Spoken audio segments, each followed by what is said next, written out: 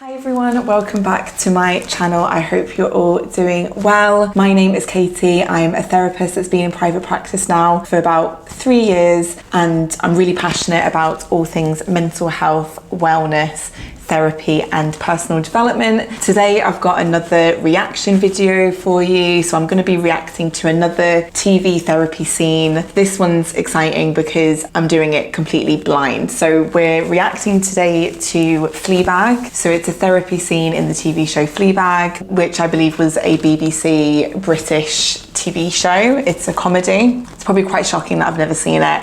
I know stuff about it. I know the kind of premise. I know the hot priest and that kind of storyline and that character. So I've seen clips of the show before, but I've never actually watched Fleabag. So I probably should, and maybe this will inspire me to actually check the series out. I think it's quite a few years old now, so I'm definitely behind. I mean, it says this therapy clip is 5 years old, and that's series 2, so I imagine season 1's even older than that. Yeah, it will be interesting to react to this blindly because I normally pick TV shows that I've seen before. So I won't dilly-dally much longer. We'll get into the reaction. If you enjoyed this video though, please give me a like. It really helps. Please subscribe to my channel as well and follow me on Instagram. All the relevant links will be in the description. Yeah, let's get on with the reaction.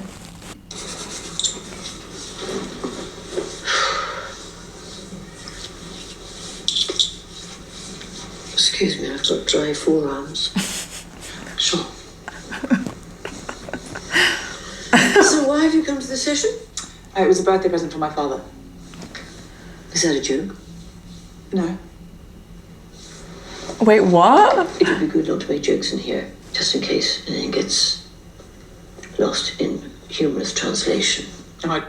Oh my God, I'm being really annoying and stopping straight away, but there was just so much that happened in literally 30 seconds, according to this.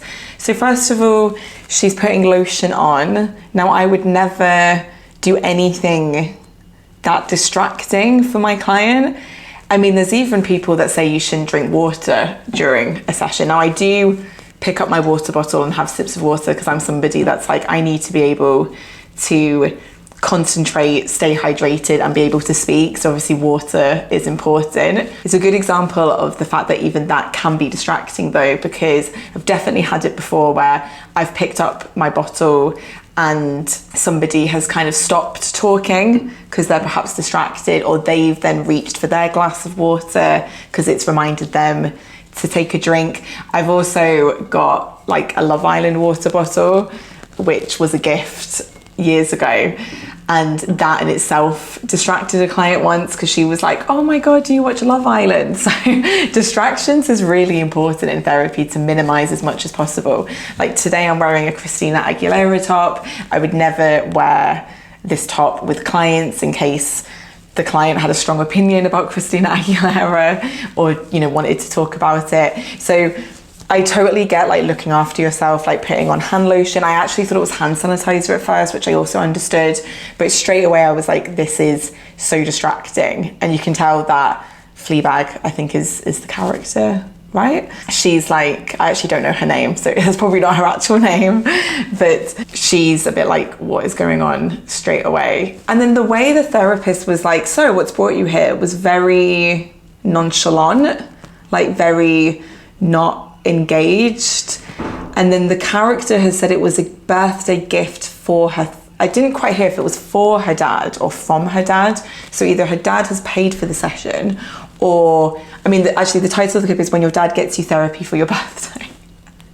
So yeah, the dad is paying for the session, I imagine, or has booked the session for her, which is fascinating. The idea of therapy being a gift for somebody, I don't know how I feel about that. On one hand, it's a nice gift because it's, you know, therapy is hard to afford. It's not super accessible for people financially. So to offer to pay for a session is really generous and really giving. But do we know if the character actually wanted to go? I don't know. I always am a big believer that the person has to be the one wanting to go to therapy, not someone else kind of pushing for someone to go. And then the final thing to comment on, I know you're like, get back to the clip, but the final thing to comment on before I continue is humour in the session.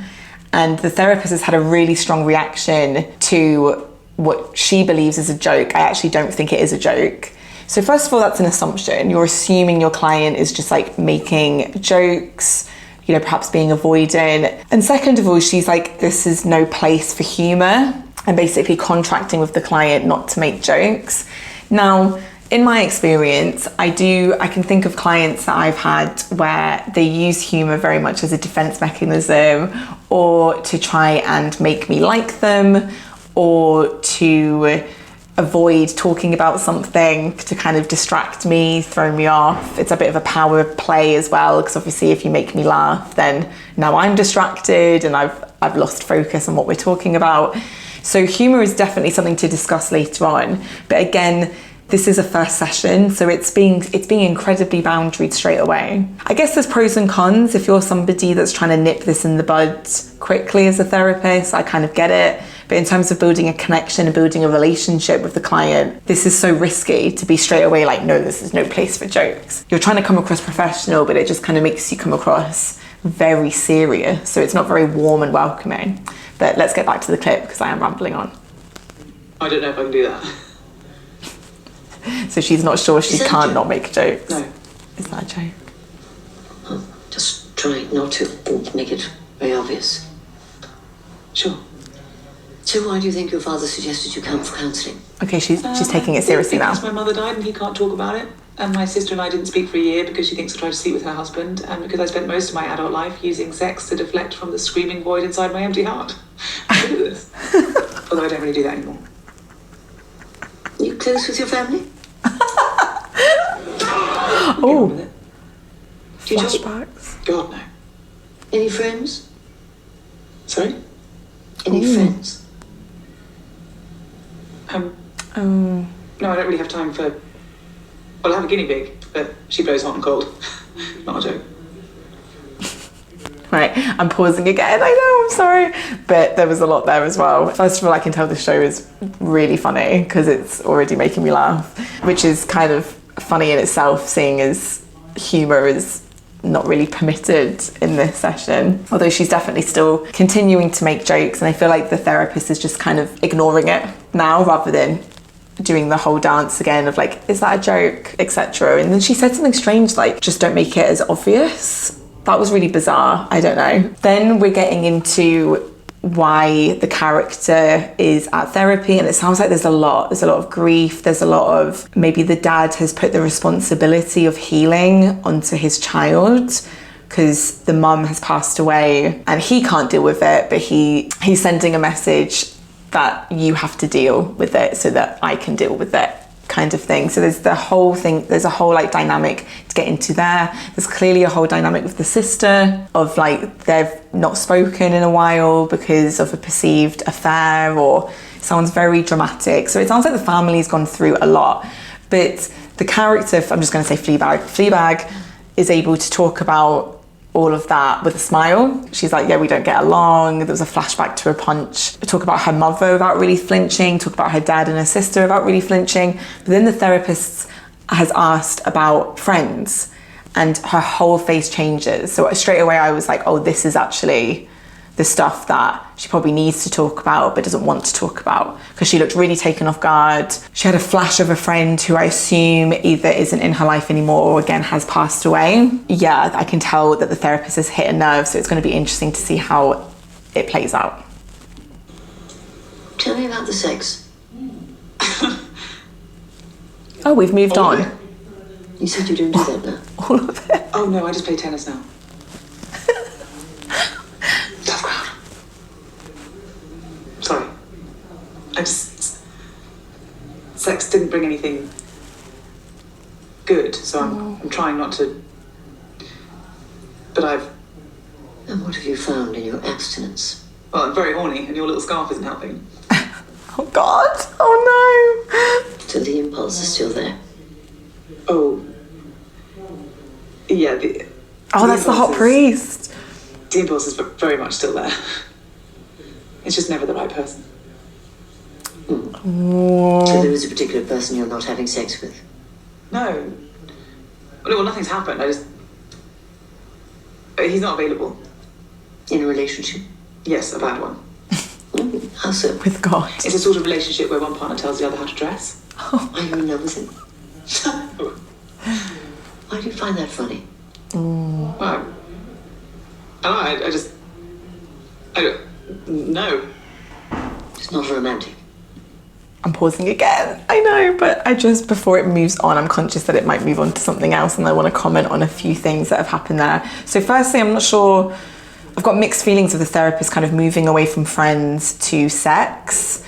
Part of me is like, that's really perceptive in terms of, I think even I missed the comment that she made about not having sex.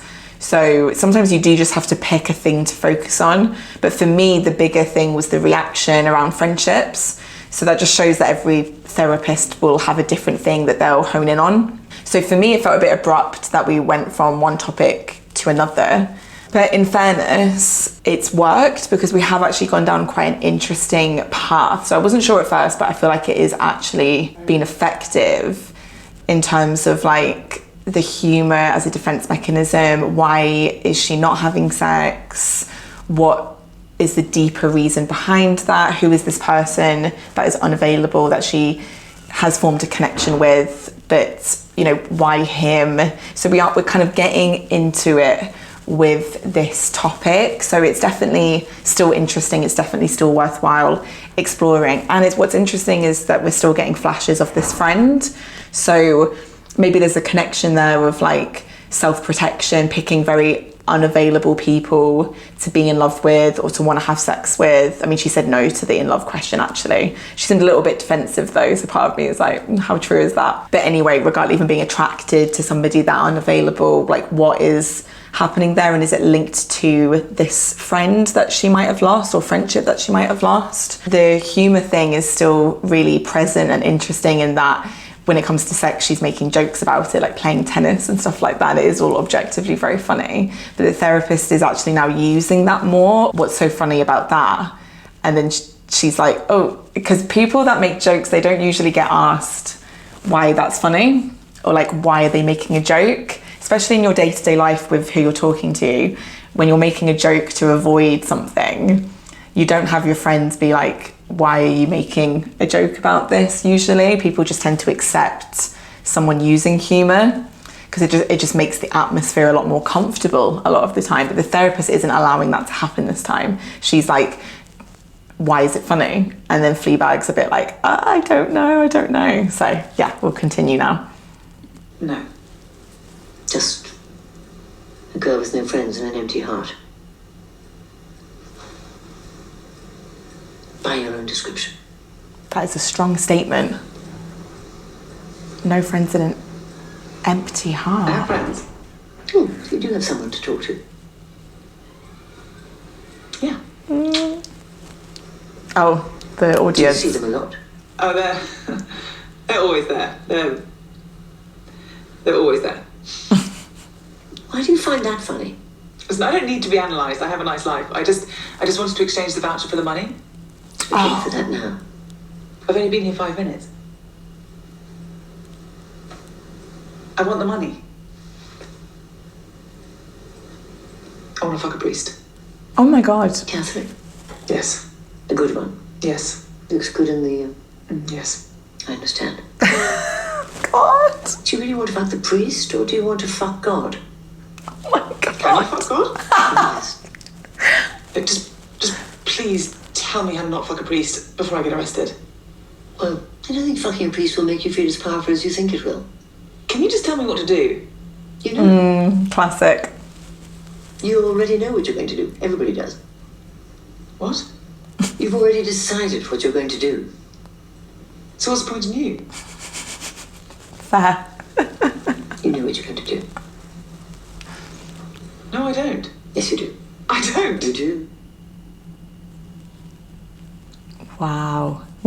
So there was a lot with that. I'm glad I watched to the end because it just kept going. There didn't feel like a right time to pause, to be honest. But that was so fascinating with how they kind of like bonded, and I have mixed feelings about a lot of it. Firstly, Fleabag got quite defensive, again talking about friendships. I mean, the therapist was quite harsh. She used her own description, but it wasn't verbatim, the whole "you've got no friends" and an empty heart. Like, that isn't what Fleabag literally said about herself. You can read between the lines that was what was going on, but that, I wouldn't say that was good paraphrasing, just because that would cut like a knife, I think, for somebody to hear that, which I guess you could argue is the point. Some people love that, by the way. Some clients love to be told some, like, almost like a harsh truth, like a harsh reality. But you do need to figure out if your client is one of those people first. And as Fleabag pointed out, it's only been 5 minutes, so I don't know. The therapist is clearly one that is not afraid to take risks, is definitely being her authentic self, and is being blunt. And what is interesting is Fleabag gets all defensive at first and just wants the money back. You know, obviously this was like a therapy voucher, wants to claim the money instead for the session because it has only been 5 minutes. So she thinks, oh, you know, can I just recoup the amount instead?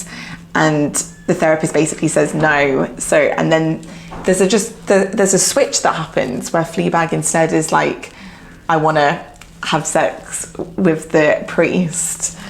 Then there's some, obviously for comedic value, some details that aren't really necessary in terms of like what religion, what he looks like. And then the therapist is like, I get it. So that's quite funny, obviously, but it made me flinch because I was like, you're bonding with your client in a way that's very, I guess, very human, very sort of female, very kind of getting someone's sexual desire. But there's one thing to be empathetic and understanding and to be like, I understand, and to say things like, I get it.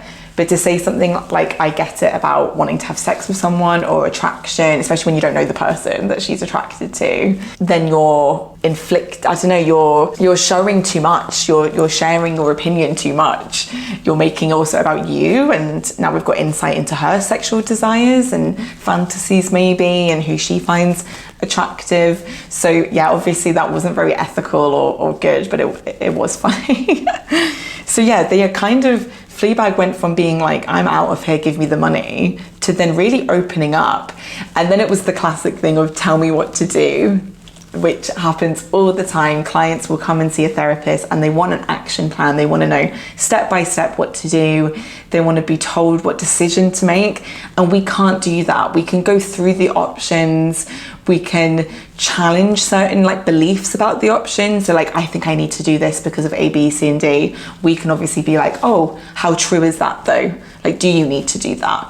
So we can kind of go through everything and help them explore all the different outcomes and options and how they feel about each one when trying to make a decision about something. But in terms of whether or not to sleep with somebody, we cannot be like, yeah, you should do it, or no, you shouldn't do it, because that's way too much power.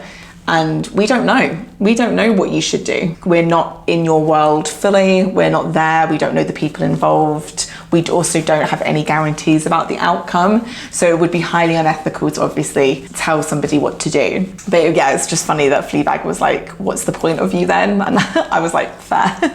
Because I get, especially in the first session, first 5 minutes, it's kind of like, well, what am I going to gain from this? It would be interesting. Obviously, I haven't watched the show. I'd be intrigued to know if she comes back to this therapist, because I did feel a connection. They're sort of both blunt. The therapist isn't going to tolerate Fleabag's kind of avoidance techniques. Fleabag is already opening up in lots of ways, and they're kind of got like a rapport. It's quite a challenging, risky rapport, but it's a rapport. Like, they're bouncing off each other. So yeah, I'd be interested to know if they continue the sessions. But what a funny 5 minutes of therapy. Definitely mixed feelings. It wasn't all bad. There was definitely some things that were bad in my eyes about the session, and it also just a lot in such a short space of time. Like, whatever happened to just easing into it? I'm somebody that's like, let's ease into the session rather than like get straight to the nitty-gritty straight away and straight into challenging a client straight away. I think they need time to relax, basically, and open up. Very funny though, really enjoyed that. I think that's everything. So I'll leave it here. I just want to say thank you so much if you've got to this point for watching this video. Please like this video if you enjoyed it. If you're a fan of Fleabag, please let me know if I should actually start watching the show, because I definitely, from that, I'm interested for sure, because it was actually really funny. I'm also intrigued as to what's going on with her family and friends. So yeah, let me know if I should actually start watching the show. Please follow me on Instagram as well. I post reels over there about how to prepare for your first session, stuff like that. As I said, all the links are down below. And yeah, please subscribe for future reaction videos, mental health videos, TV breakdowns and vlogs. Lots of different stuff on the channel. So definitely check it out. Thank you so much again, and I will see you in the next one. Bye.